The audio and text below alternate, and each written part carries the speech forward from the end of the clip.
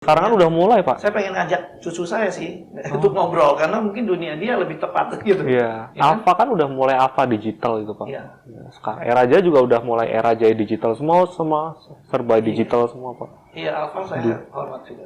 Iya. Yang bawa-bawa merek. Masih direkam.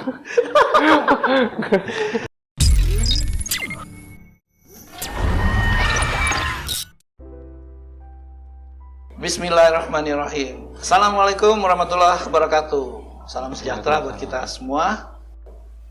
Mudah-mudahan semua dalam keadaan sehat ya. Hari ini kita ketemu lagi dan kita juga dengan model begini kita berharap bisa mengundang orang-orang lain ya supaya nggak cuman selalu Johari lagi.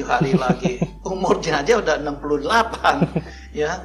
Alhamdulillah masih sehat, tapi ya tentu kita harus banyak berusaha agar tema yang kita bawa itu menarik ya. Nah, ini salah satunya, makanya kita pakai YouTube karena menurut saya live IG yang selama ini kita buat sudah 6 season ya. Itu ya kita selalu mencari ya tema-tema yang berkaitan dengan bisnis. Nah, sekarang dengan YouTube harusnya ada kemajuan dong ya. Jadi melalui YouTube ini kita bisa lebih relax, lebih bebas memilih tema. Ada cerita tentang startup yang tadinya menjadi fenomena ya waktu tanda kutip ada transportation company atau marketplace company yang tiba-tiba menjadi startup yang jadi bintang, yang dibayangkan pasti sukses di situ. Tapi ternyata banyak startup yang mati juga gitu di zaman sekarang. So apa yang terjadi pada anak-anak muda kita?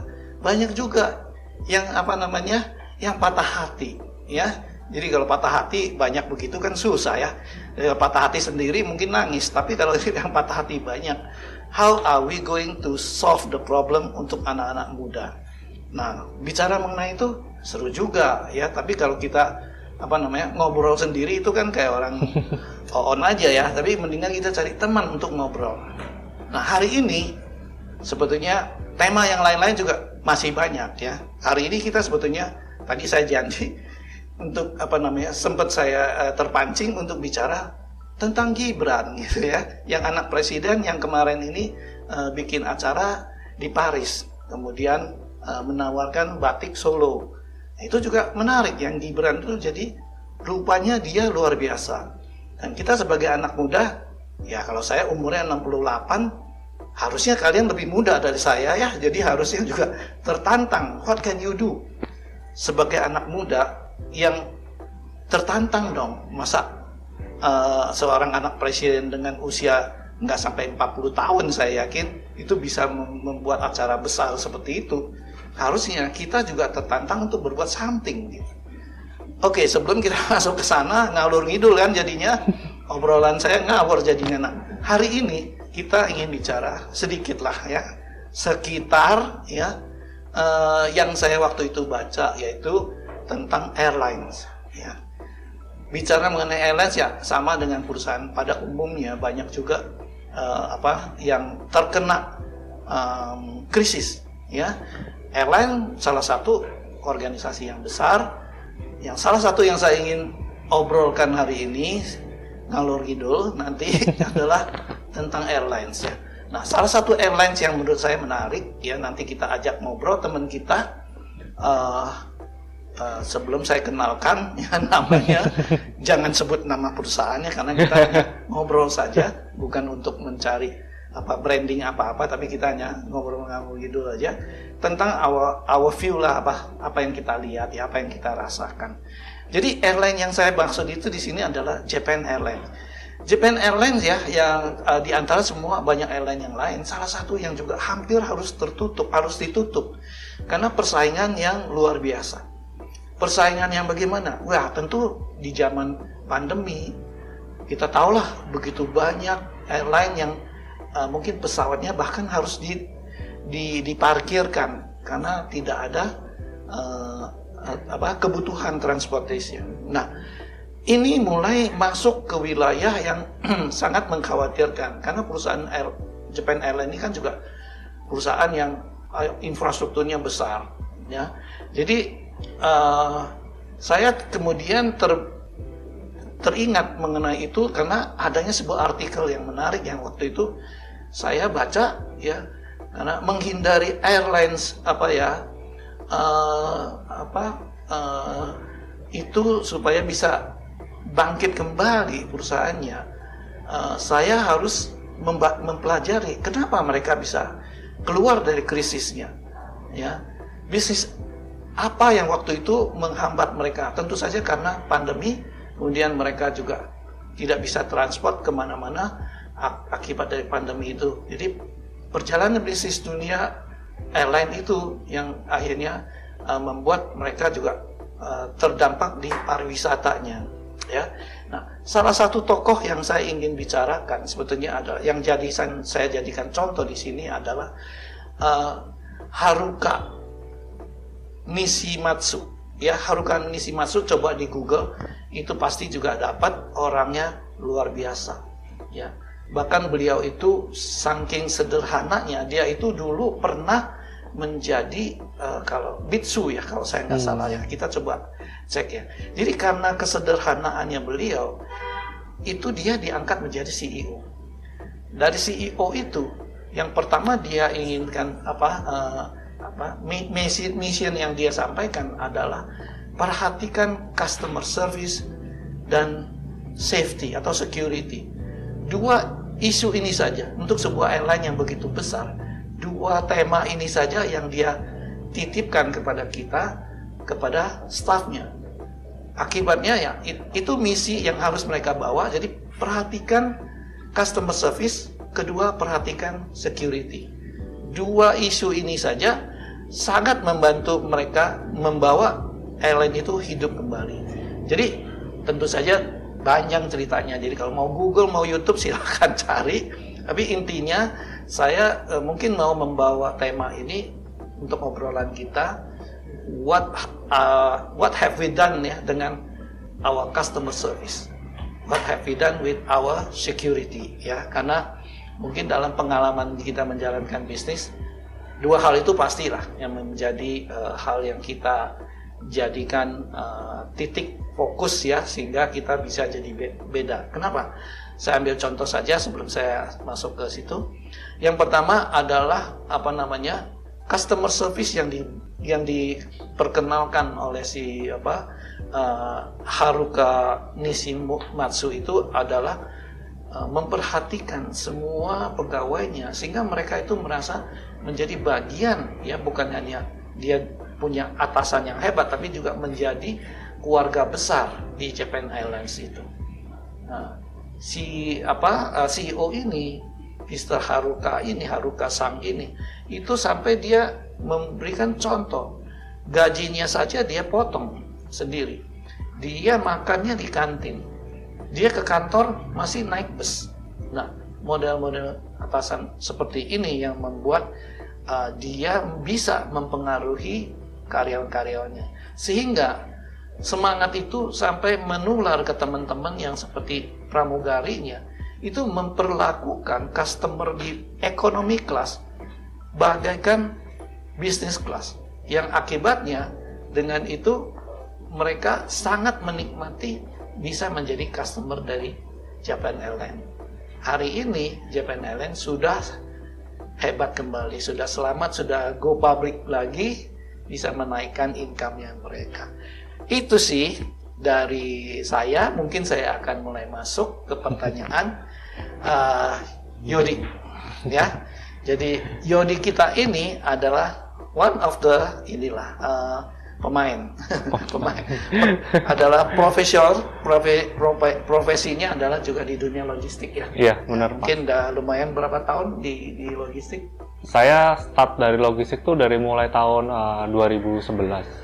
2009. Ya, 2011 di pabrik kan kita ada logistik juga. Setelah itu masuk ke dunia kurir di 2013 sampai sekarang.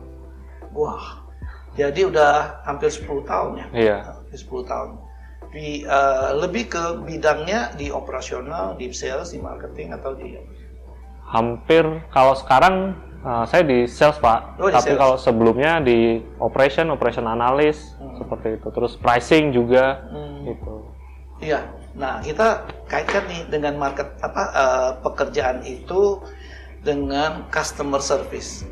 Ya. Apa yang kamu rasa dari pekerjaan kamu yang memang masuk ke wilayah customer service juga, sehingga customer service yang kamu bawa di dalam lingkungan kerja kamu itu punya impact. Ya, benar. Gimana? Customer service itu kan menurut saya itu prinsip kita dalam bekerja gitu kan. Dalam kerja misalkan saya sebagai operational, ya prinsip saya punya customer, saya punya service itu kepada yang pertama klien, yang kedua teman-teman sales, yang ketiga ya manajemen gitu kan. Itu yang perlu saya garis besar, saya harus menservis mereka dengan minimal sesuai dari KPI saya begitu. Dari situ kan kita punya standar ya Pak ya, punya standar yang bisa kita berikan ke masing-masing nih Pak. Misalkan saya sebagai operation ya, saya menservis sales minimal. Kan sales pasti punya klien apa ya? Yep. Nah, klien pasti punya ekspektasi. Ya minimal saya bisa menservis ekspektasi klien itu, Pak. Seperti itu. Itu mungkin menjadi yang bisa saya terapkan di dunia pekerjaan saya mungkin sebagai customer service-nya itu tadi. Oke. Artinya kalau kita bilang KPI-nya itu adalah kepuasan. Iya. Ya. Jadi yang kamu harus beri kepuasan itu ya kalau kamu menghadapi customer ya berarti customernya puas. Iya, kan? puas. Kalau kamu menghadapi teman kerja ya teman kerja kamu tuh puas dengan pekerjaan saya begitu kan. Iya. Apakah itu si bidang operation Iya. apakah ini adalah dalam hal respon kepada komplain. Benar. Gitu ya. Iya, harus. Jadi apakah ada ya berkaitan dengan bidang-bidang tadi itu kamu harus membuat sesuatu ya, misalnya kalau saya bilang kalau zaman dulu ya, yang dari perusahaan yang saya pernah kenal itu mereka sudah waktu membangun perusahaannya itu malah sudah membangun bagian customer service. Jadi customer service itu menjadi sebuah pekerjaan. Iya. Ya, jadi yang nantinya dia akan memberikan kayak seperti porsi-porsinya atau ruangan-ruangannya. Oh kalau ini komplain berarti kamu yang hadapi karena kamu customer service. Ya itu zaman dulu ya. Ketika mungkin di zaman saya masih awal-awal tuh melihat modelnya DHL, mungkin FedEx ataupun TNT itu masing-masing itu sudah membangun sebuah organisasi structure yang ada bagian customer service-nya. Benar. Nah, sekarang mungkin di dunia yang kamu sekarang dengan konteks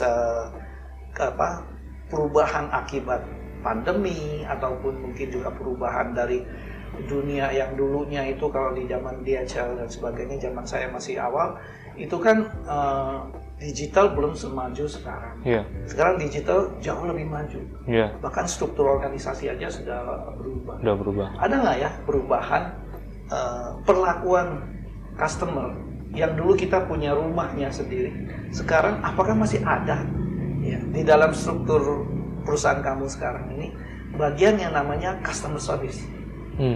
Kalau customer service sendiri ada Pak. Ada ya? Ada. Tapi mungkin kita lebih ke customer experience, Iya. gitu kan. Sebenarnya Jadi lebih besar customer lagi, gitu kan, customer experience. Karena kalau dulu kan minimal orang komplain itu mungkin bisa by call, gitu kan. Tetapi kalau sekarang kita mulai pisah-pisah nih Pak. Kan orang telepon ke CS atau ke customer service tuh nggak hanya komplain kan.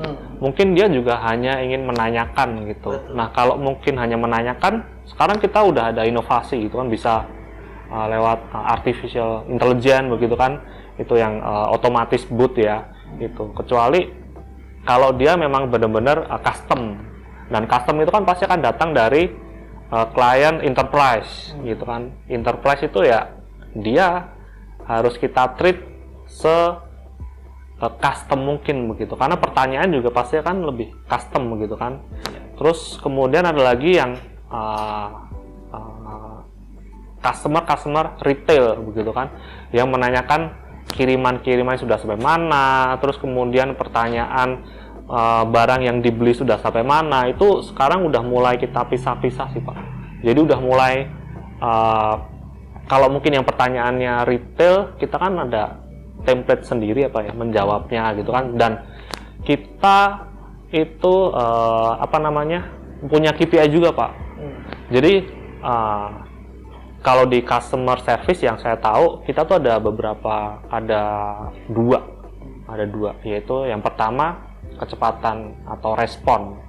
Responnya itu minimal atau maksimal itu 5 menit gitu kan, respon time-nya. Kemudian yang kedua solving problemnya gitu kan.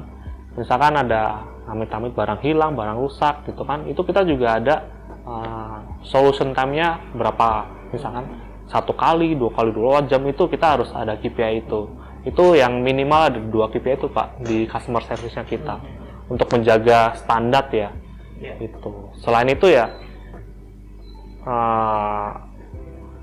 kan kita juga harus jemput bola apa ya sebagai perusahaan yang di bidang jasa gitu kan. Nggak selamanya kita reach out customer itu kalau dikomplain gitu kan. Kita juga akan mengarah ke coba tarik ke customer gitu kan, apakah kita ada kendala gitu kan, kayak semacam kita kirim survei gitu Pak, survei kepuasan begitu kan, dan itu kita lakukan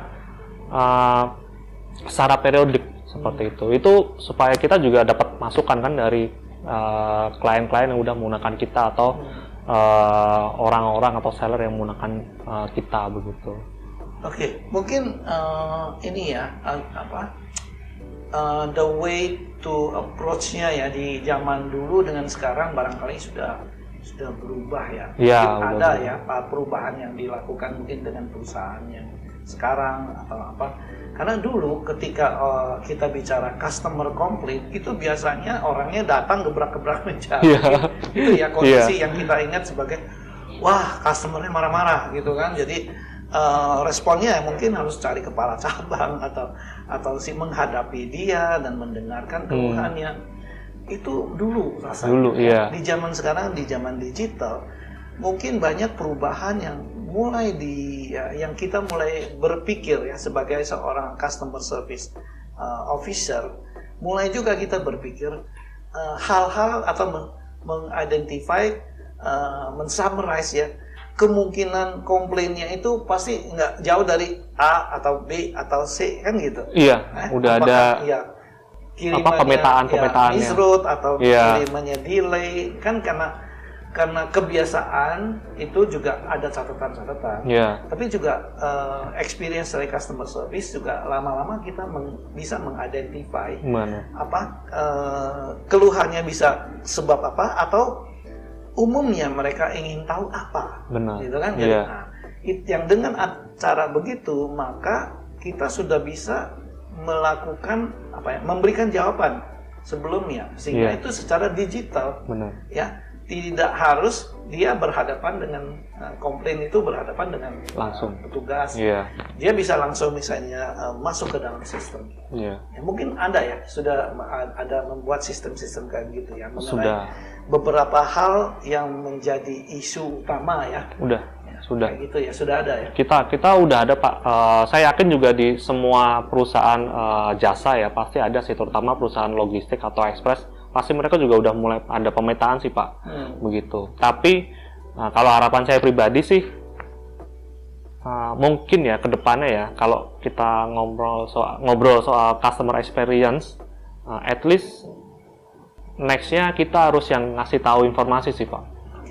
At least mungkin lewat notifikasi, lewat WhatsApp, atau misalkan Pak Johari ada yang mengirim barang berharga begitu kan, terus lewat ekspedisi apapun itulah.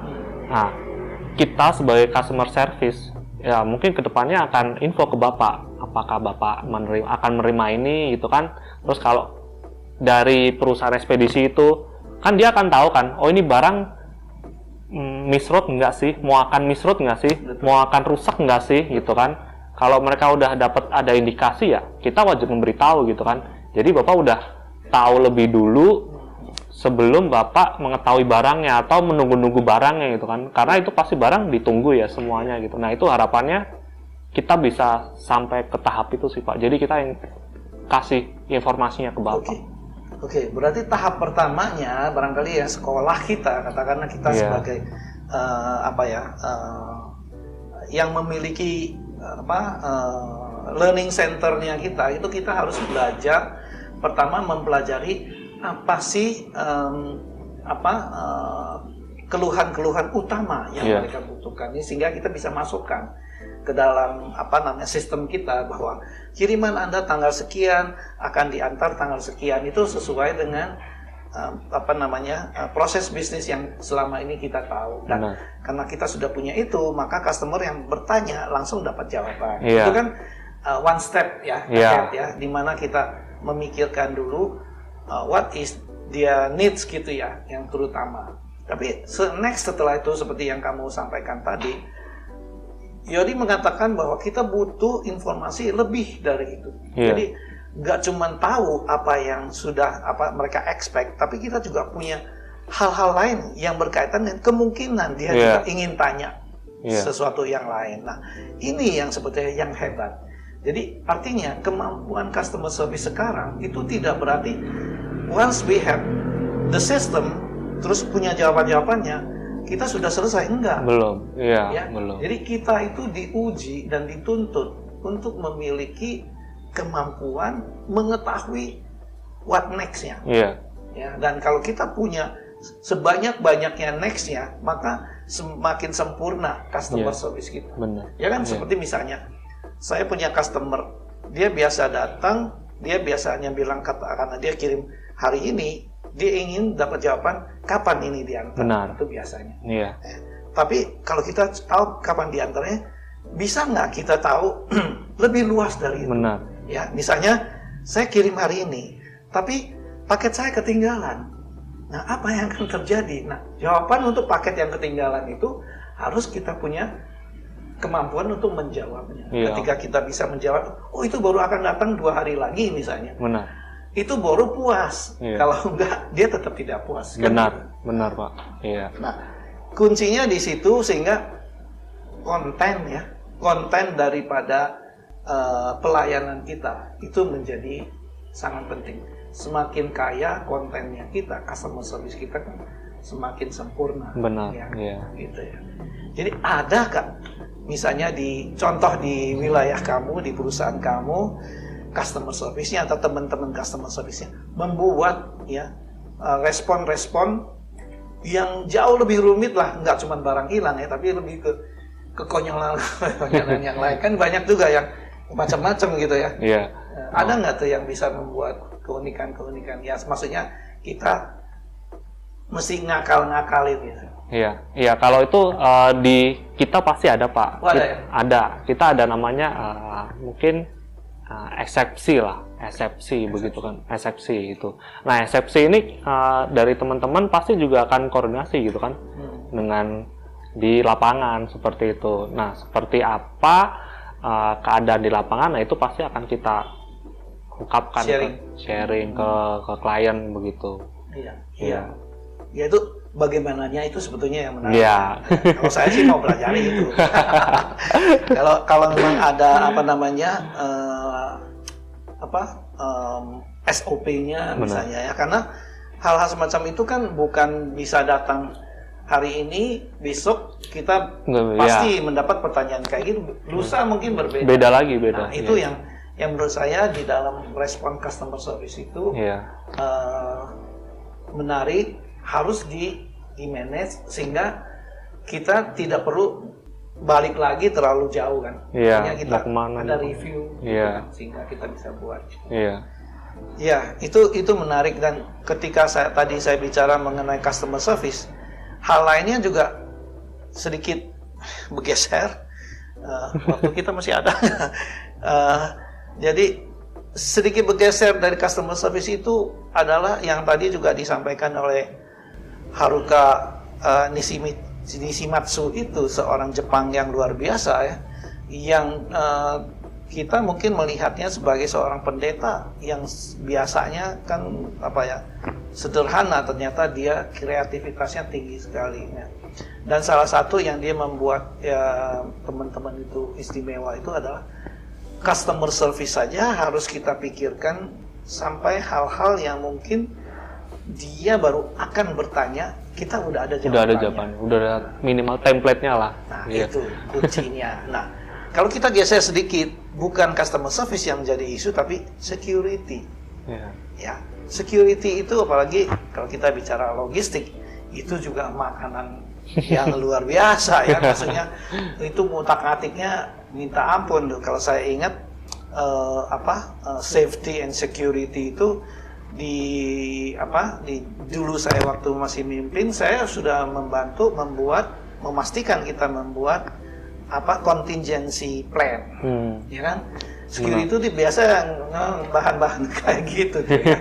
Misalnya menghadapi gempa, menghadapi kalau di Jakarta ya kebanjiran, banjir, kebakaran. Dan saya pernah juga mimpin itu untuk membuat SOP-nya itu rahasia saya, tapi mereka nggak tahu, tapi saya buat gitu kan. Misalnya katakanlah di Papua itu kalau di Jakarta paling sering kebanjiran ya, kebakaran itu ya sekali-sekali. Kalau gempa itu itu berat lah, tapi masih mungkin juga kejadiannya. Tapi kalau saya pernah di Papua itu, saya cek apa sih yang sering terjadi, yang something yang kamu tidak expect gitu. Itu kan something yang kejadian yang kita nggak sangka. Ternyata di Papua itu kerusuhan. Ya, jadi kerusuhan kita SOP-nya apa kan gitu. Nah, itu juga ya perlu kita memiliki step by step-nya, sehingga at least kepala cabang itu tahu what to do kalau ada apa-apa. Ya.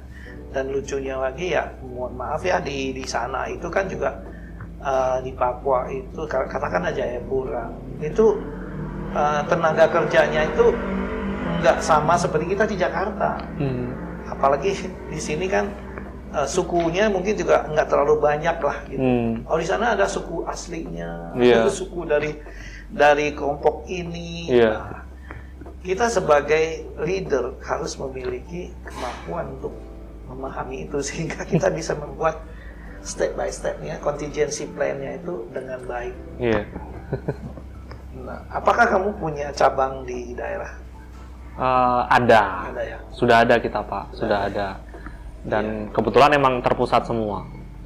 Terpusat semua, seperti itu. Iya. Yang paling susah tuh cari kepala cabang. Benar. Manage people ya emang pasti sulit lah. Know everything ya. Kompleks lah, Pak. Kompleks ya. Iya, kompleks. Salah satu sumbernya kalau saya sih ya, mencari orang-orang bekas dari bank. Oke. Ya, bank itu termasuk ya institusi yang lumayan cukup menyebar, gitu kan, sampai ke kota-kota kecil.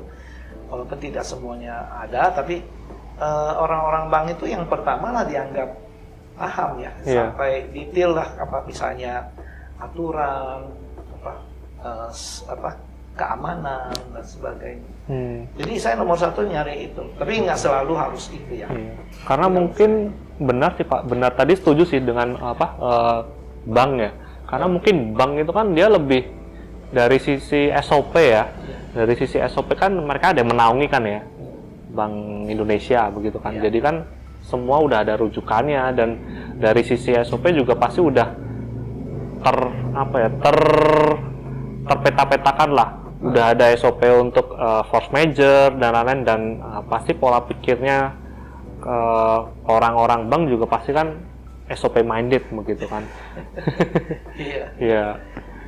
Iya, mereka mungkin at least SOP apa yang harus dia hafal itu nggak jauh-jauh lah dari misalnya peraturan perusahaan, mungkin ya.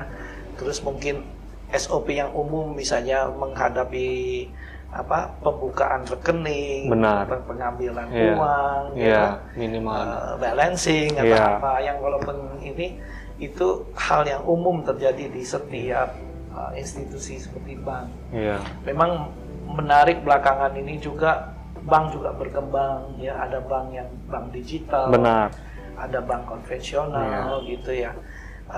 Ya itu yang kemudian menjadi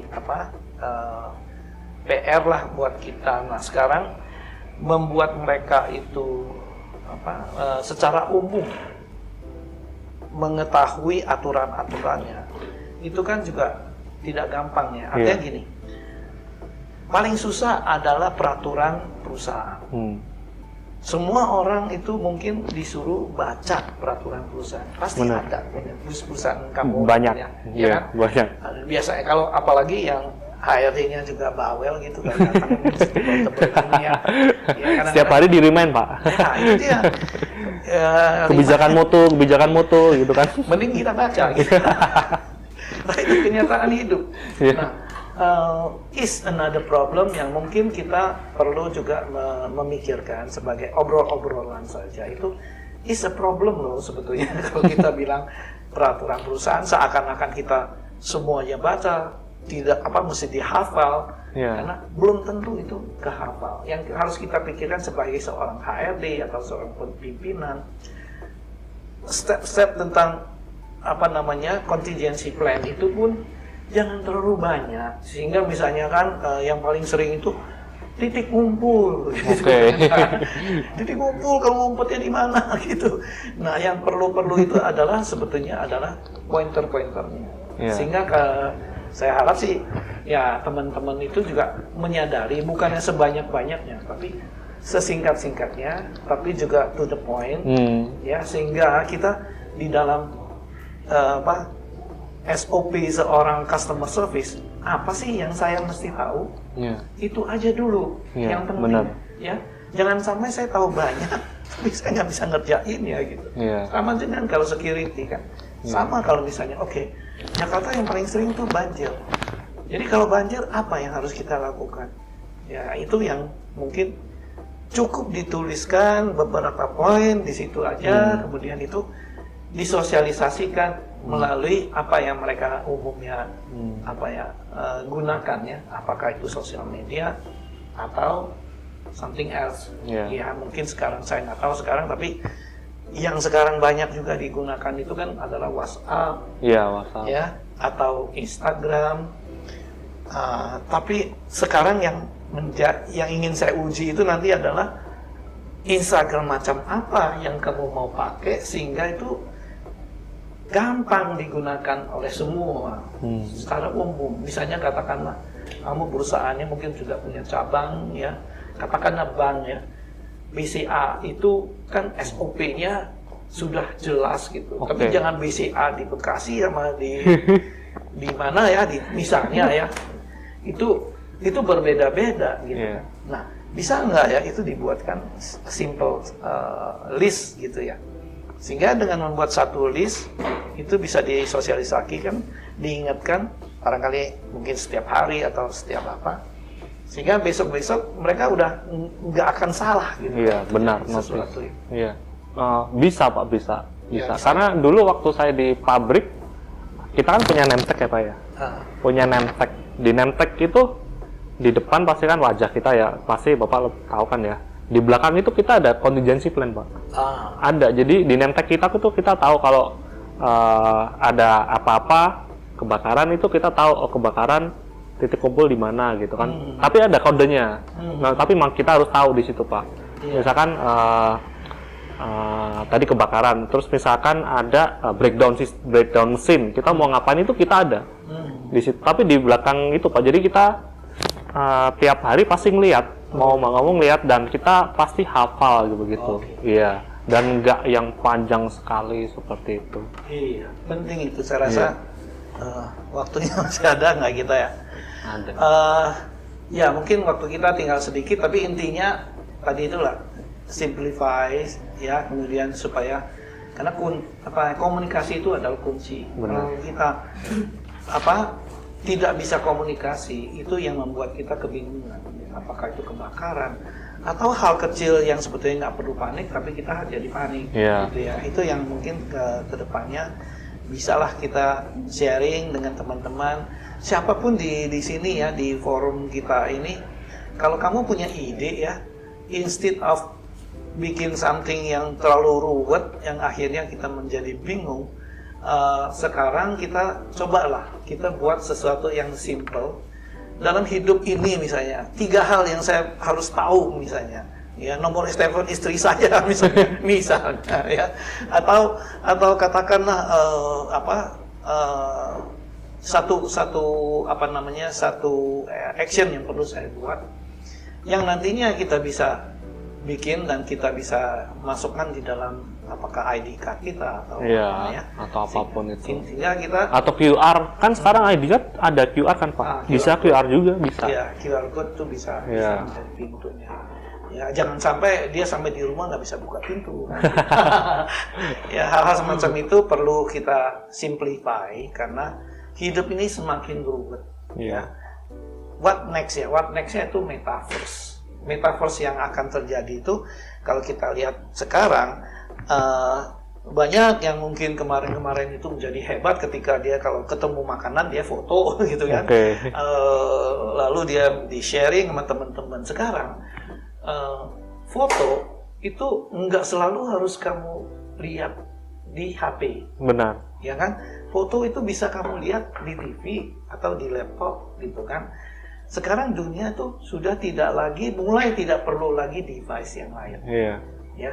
Nah, apa yang akan terjadi? Mungkin dia muncul di tembok gitu. Ya kan? Dan bisa. Device-nya bisa di situ. Artinya handphone kamu yang tadinya kamu harus beli teleponnya, baru kamu bisa lihat Instagram kamu.